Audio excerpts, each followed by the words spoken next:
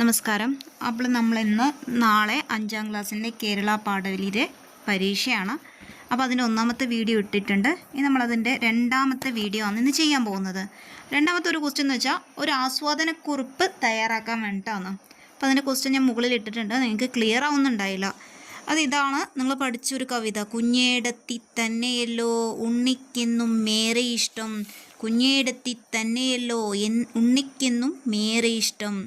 ആ ഒരു കവിതയില്ലേ, ഉണ്ണീനെ മടിയിലിരുത്തി പാട്ടൊക്കെ പാടി കുഞ്ഞിനെ നോക്കുന്ന ഒരു ചേച്ചിയുടെയും ഒരു അനിയൻ്റെയും കഥ ONV കുറുപ്പിൻ്റെ കുഞ്ഞേടത്തി കഴിഞ്ഞ വർഷം പഠിച്ചിട്ടുണ്ട്.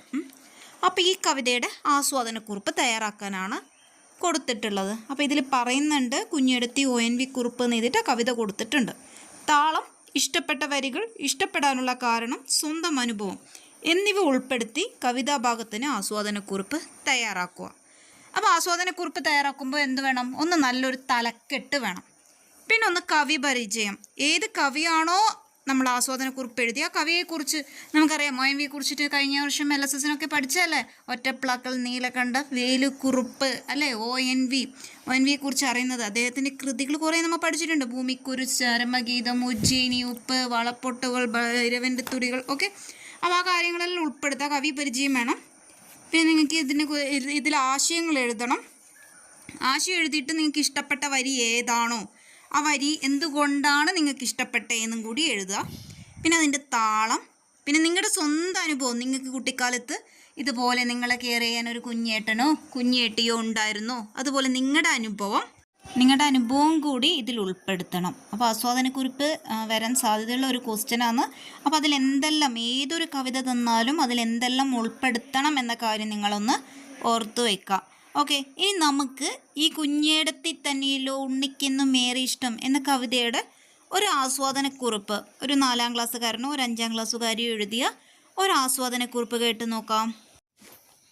കുഞ്ഞേടത്തിക്കു തന്നെയല്ലോ ഉണ്ണിക്കെന്നെയുമേറെ ഇഷ്ടം, മടിയിലിരുത്തിട്ട് മാറോട് ചേർത്തിട്ട് മണിമണി പോലെ കഥ പറയും, ആനയുടെ മയിലിൻ്റെ ഒട്ടകത്തിൻ്റെയും ആരും കേൾക്കാത്ത കഥ പറയും. ONV കുറിപ്പ്. കുഞ്ഞേടത്തിയും ഉണ്ണിയും. ആസ്വാദനക്കുറിപ്പ്. മലയാള സാഹിത്യ ലോകത്തെ കാവ്യസൂര്യൻ എന്നറിയപ്പെടുന്ന മഹാകവി ONV കുറിപ്പിൻ്റെ അതിമനോഹരമായ കവിതയാണ് കുഞ്ഞേടത്തി. കൊച്ചനുജനും പെങ്ങളും തമ്മിലുള്ള ഊഷ്മളമായ സ്നേഹബന്ധമാണ് ഈ കവിതയിൽ പ്രതിപാദിക്കുന്നത്.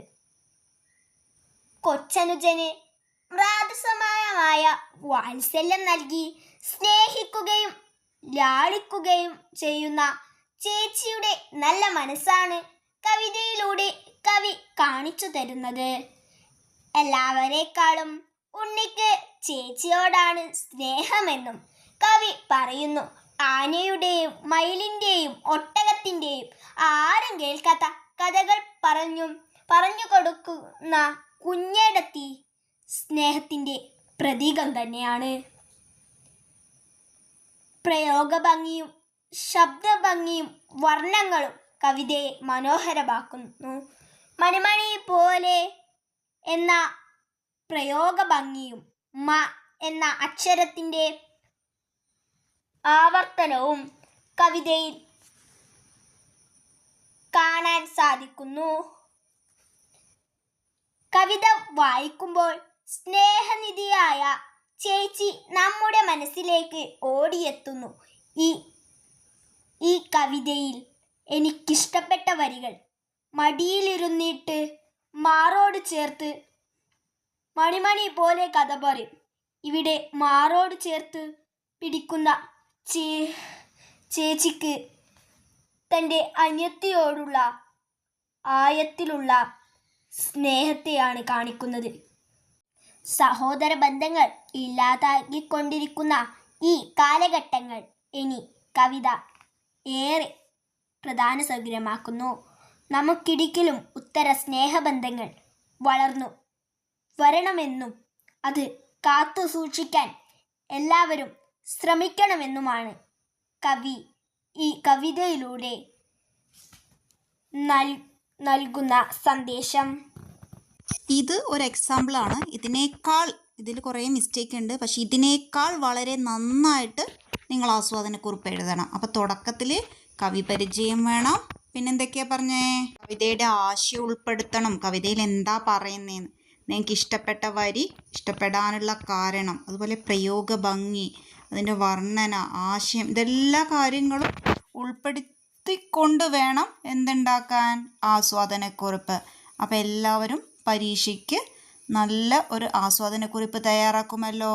പറഞ്ഞ കാര്യങ്ങളെല്ലാം ഉൾപ്പെടുത്തി നല്ലൊരു ആസ്വാദനക്കുറിപ്പ് തയ്യാറാക്കുക. Okay, thank you.